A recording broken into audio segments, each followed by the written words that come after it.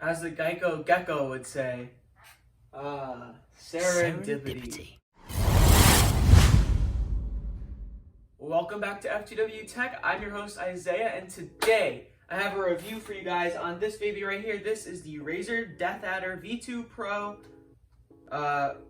Yeah, I mean, it's the famous DeathAdder shape. It's new. It came out. It's not new anymore, I guess, but it's newer. I think it's the newest DeathAdder. It's a okay.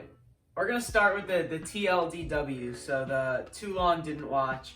I'm gonna put this down here.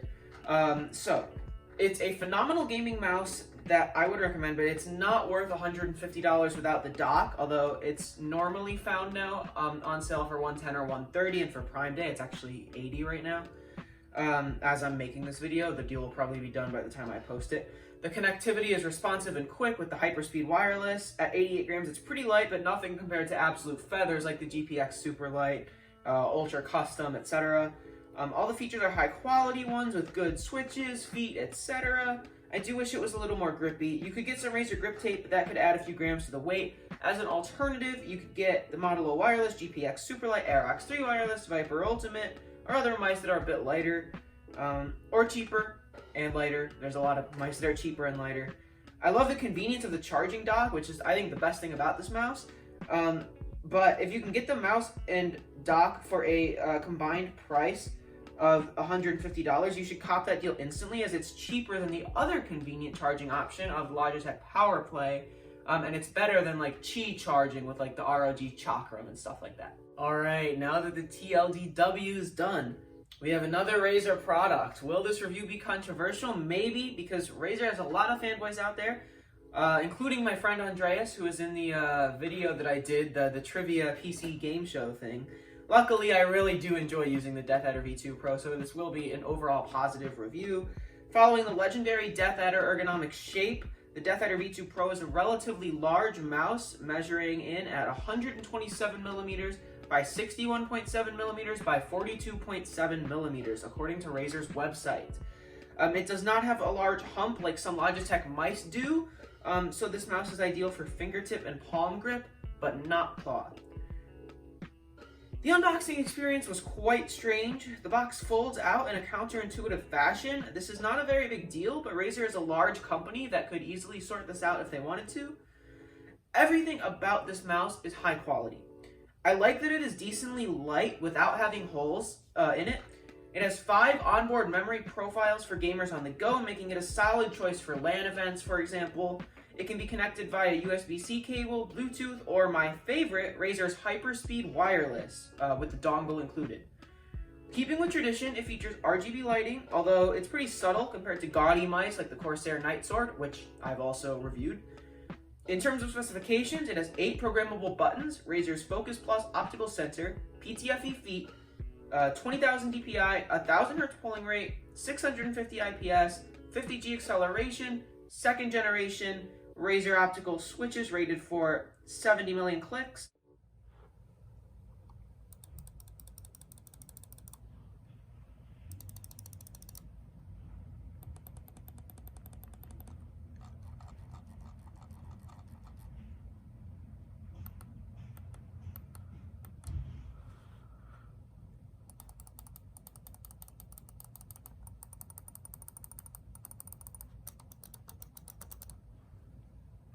And it is a right-handed ergonomic mouse. In terms of battery life, it boasts up to 120 hours via Bluetooth and 70 hours via hyperspeed. I suspect the hyperspeed statistic was achieved without RGB because I get a lot less hours than that, maybe 20 at most. One interesting feature is that the RGB sometimes, not all the time, turns off when your hand is not on the mouse, which can save some battery life. That might only happen when the PC is off, I'm not really sure. And then like when you put your hand on it, it turns on. I don't know, but I swear it's like turned off before, and then I put my hand on it and it turns on kinda. But yeah, the side buttons require a decent amount of force to actuate, so that's good for those of you who may accidentally press the buttons. Additionally, the mouse blinks red when it is low on charge, which serves as a nice indicator that it needs to be charged. The included charging cable is Razer's SpeedFlex paracord cable, although that doesn't matter for me since I'm using the dock. Speaking of the dock, that's what sold me on this mouse. It is actually so convenient. You just plug the dock, Razer Mouse Dock Chroma, into the PC, and whenever you need to charge the mouse, simply place it on top of the dock instead of having to plug it in every time. Unfortunately, the PC does have to be on for the dock to work. Unlike some things like my RGB lights, not RGB lights, but you can see here, right, if I click this, my light turns on and my PC's not even on, and it's plugged in to the PC. So I'm not sure why there's that discrepancy there, I guess. I guess it depends on the device, but yeah. But no mouse's features actually matter if it doesn't have a reasonable price. That may be the downfall of this mouse. It is an eye-watering $150, and that's without the dock. It can often be found on sale for $110 to $130, and I've seen it on eBay for roughly $80. It had an MSRP of $150, but it's really at $130 all the time now, unless it's on sale even further. It was even on sale on Amazon Prime Day for an astonishing $70. I say was because it's actually today. I'm filming this video on, what is it? Oh yeah, 21st. I'm filming this video on the 21st, so it's actually on sale for $80 right now, but you're probably watching the video after Prime Day. Actually, Prime Day might be like 2 days, 21 and 22, I don't know. But yeah, so it's a really good price right now. Definitely cop it if you can, but this video is going to come out after Prime Day, I'm sure, so yeah. Razer used to have a promotion where you could get the mouse and the dock for $150. That's how I got it. But that promotion seems to have ended. However, as of right now, they have a bundle of the mouse and the dock for $150 if you buy directly from their website, so you should definitely check that out. The dock is $50 by itself, which is cheaper than Logitech's amazing PowerPlay mousepad, but it's still out of the budget of many gamers to spend over $100 on a mouse and then spend even more to get the charging dock. And I had an embarrassing voice crack in there, but actually I don't know why I brought attention to that. That seems dumb of me. Maybe, I should have not said anything, but the Razer Synapse software, as with all gaming peripheral software, is annoying. Right when you first start using the mouse, a pop-up shows up that recommends you download Synapse. However, Synapse allows you to set macros, change binds, and adjust certain specifications to your liking, such as DPI. You can also adjust the DPI via the 2 buttons underneath the scroll wheel, so for my use case, which is gaming, Synapse is not required at all. However, I tested it and actually found it to be pretty intuitive. Props to Razer for not making terrible bloatware software. I can actually recommend that you install Synapse, which is a surprising thing for me to say. One final gripe I have with the mouse is that it's not very grippy. It usually doesn't matter, but I have found my hand slipping off once or twice, despite the rubber side grips. So you can see here, yeah, it has these rubber side grips, but it doesn't feel super grippy. The Corsair Nightsword, for example, way too heavy, would not recommend it.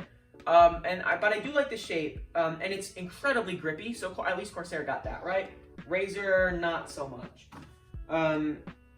It's not a huge deal, but if your hand sweats while you game, I'd suggest picking up Razer's mouse grip tape, although, as I said in the TLDW, that may add a few grams to the weight of the mouse. Nothing crazy, but of course, just bear that in mind. Overall, this really is a great mouse. Would I recommend it in today's market? That's a tricky one, but I'll have to say no. Simply put, when this came out many months ago, it was a very compelling option. It was a lightweight wireless mouse, but that's not really the case anymore. 88 grams is no longer considered light, and $150 just does not cut it for an 88 gram mouse in today's market.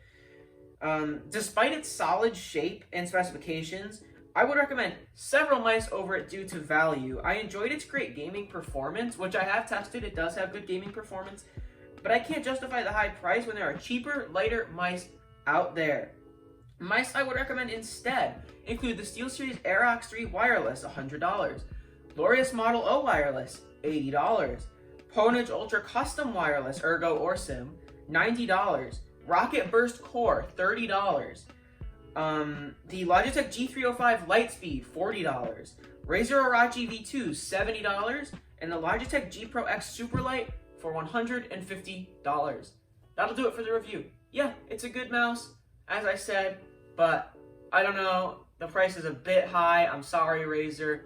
I'm gonna piss off a lot of fanboys just by saying that I wouldn't recommend it. But I can't stress this enough. If this mouse was like on sale for $80 like it is now for Prime Day, this is an instant cop. At $80, like this is a phenomenal value. Just at 150, I would not get it personally. Although, I kind of did. See you guys.